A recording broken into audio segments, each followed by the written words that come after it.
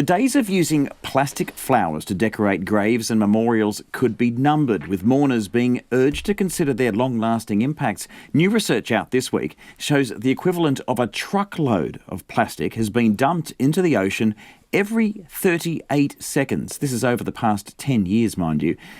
Now, while much of that comes from packaging or food, bits of plastic flowers, flags, balloons and other mementos used to mark graves are also ending up amongst the waste. And as pressure to steer clear of plastics in all aspects of life mounts, environmental groups say we need to think about plastic in death as well.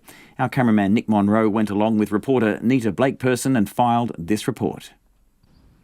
RSA Welfare Officer Matthew McMillan spends a lot of time around graves.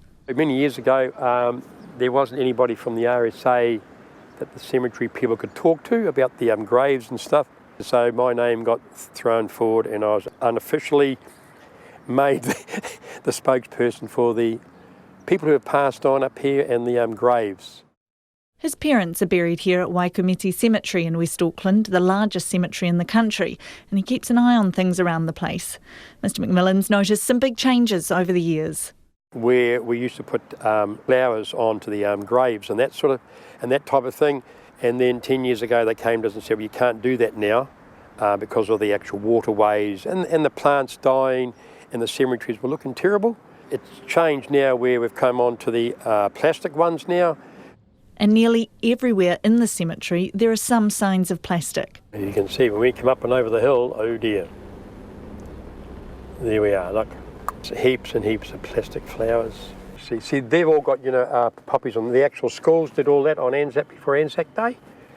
Schools around here come in and they put the poppies on. So, and there's a little pin on there, as you know. And where's that going to end up now? The mower goes through it and looks really neat. While previously a big advocate of fake flowers because of their longevity, he's now changed his mind. Into the streams here, and they just jam everything up. The people trying to do the graves up here, they actually get caught up in all of their gear. They will all end up blowing down to the river, newspaper already, down the streams. Flowers down there in the actual bushes now, and all of this will end up down in the creek. You've got eels, I suppose, eels and freshwater crayfish for the area here. It's just, it's just one of those things that clogs up, and all these here end up in the Waitemata Harbour.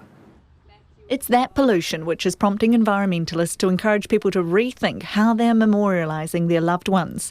Camden Howard from Sustainable Coastline says they're washing into waterways and being picked up by volunteers. Your plastic flowers, your things like that are used in bereavement, and it's a sensitive subject.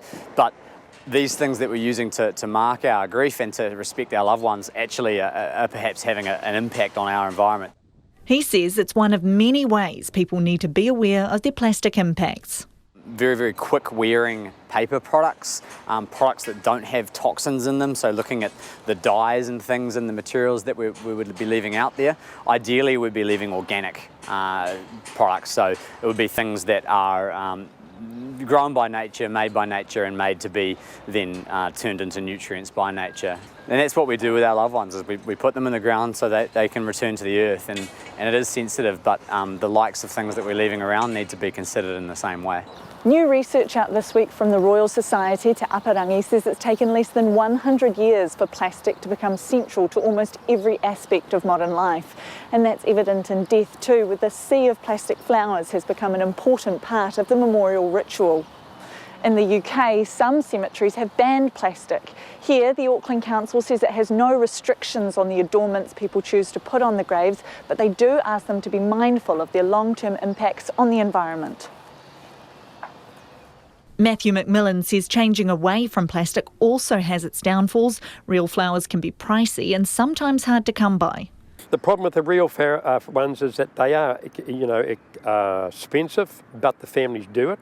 The actual real flowers only last, especially in areas like this, between 3 days, maybe 4, and then they start to fade away, then they blow out, especially here in Waikumete Cemetery, and next thing they're scattered everywhere, so they make the whole area look like a tip.